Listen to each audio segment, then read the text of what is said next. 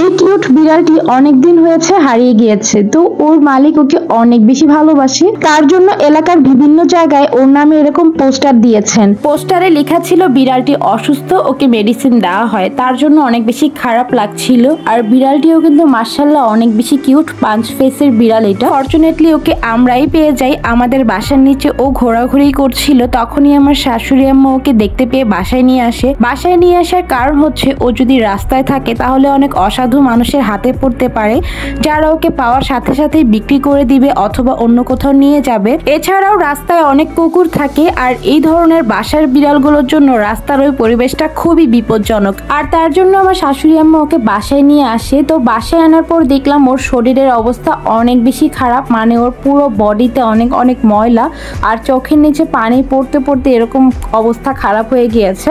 তো আম্মা সাথে সাথে ডিসিশন নিল যে ওকে গোসল করিয়ে দিবে, কারণ ওর গায়ে প্রচুর ময়লা ছিল আর ওকে অসুস্থ মনে হচ্ছিল। যাই হোক, তারপর আম্মা ওকে গোসল করিয়ে একদম ফ্রেশ করে দিল। যদি ওর চোখে হয়তো বা প্রবলেম ছিল, চোখ দিয়ে পানি পড়তো। আর আমার জানা মতে পাঁচ ফেসের বিড়ালগুলোর এরকম চোখ দিয়ে অলওয়েজই পানি পড়ে, এরকম দাগ হয়ে যায়। তারপরে ও চোখ দিয়ে একটু বেশিই পানি পড়তো। যাই হোক, আম্মা ওকে ফ্রেশভাবে সুন্দর করে গোসল করে একদম ঝকঝকে করে ফেলে নিজের বাচ্চার মতো। এরপর আমরা ওকে অন্যান্য বিড়ালের সাথে একটু মিশতে দেই, কিন্তু ও দেখলাম একটু ঝগড়াটে টাইপের, মানে নতুন বিড়ালরা আসলে আসলে এরকমই করে, মিশতে চায় না।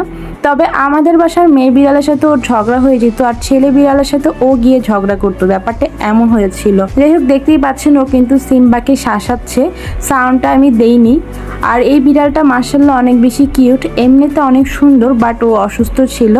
তো আমরা ওর মালিককে খুঁজছিলাম যাতে করে ওর মালিকের কাছে আমরা পৌঁছে দিতে পারি, কিন্তু খোঁজ পাচ্ছিলাম না। আর আমরা যদি এটা সবাইকে জানাতাম তাহলে অনেক মানুষই আসতো, বলতো এটা আমার বিড়াল, এটা আমার বিড়াল।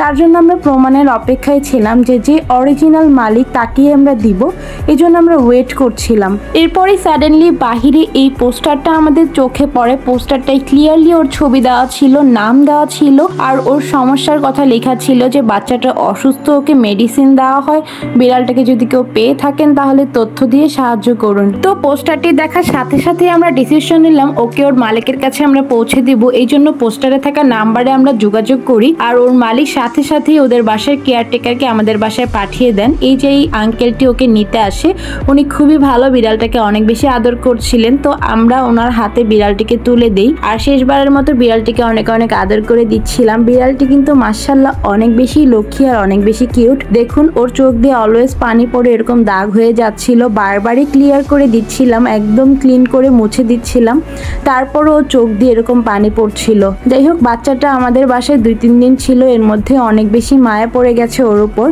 অনেক বেশি মিস করব ওকে। ওর নাম হচ্ছে ব্রুনো। ফার্স্টের দিকে ওর নাম জানতাম না, তাই ওকে আমরা স্নো বলে ডাকছিলাম, যেহেতু ও সাদা। তো ব্রুনো একটু পরেই চলে যাবে, ওর জন্য অনেক বেশি খারাপ লাগছিল। আর এমনিতেও বাচ্চাটা সিক, তো সবাই ওর জন্য দোয়া করবেন ও যাতে তাড়াতাড়ি সুস্থ হয়ে যায়। একটু পরেই ও চলে যাবে, অনেক বেশি মায়া লাগছিল ওর জন্য, কারণ ওর ফেসটা অনেক মায়াবী ছিল আর ও মাশাআল্লাহ অনেক বেশি কিউট ছিল। তো ওকে যে আঙ্কেলটা নিতে এসেছিলেন উনিও বিড়াল অনেক ভালোবাসে, দেখতেই পাচ্ছেন আমাদের বিড়ালগুলোকে অনেক আদর দিচ্ছিলেন। যাই হোক, এখন ওর যাওয়ার সময় হয়ে এসেছে, ওকে এখন পাঠিয়ে দিচ্ছি, আঙ্কেলটার কোলে ওকে তুলে দিলাম।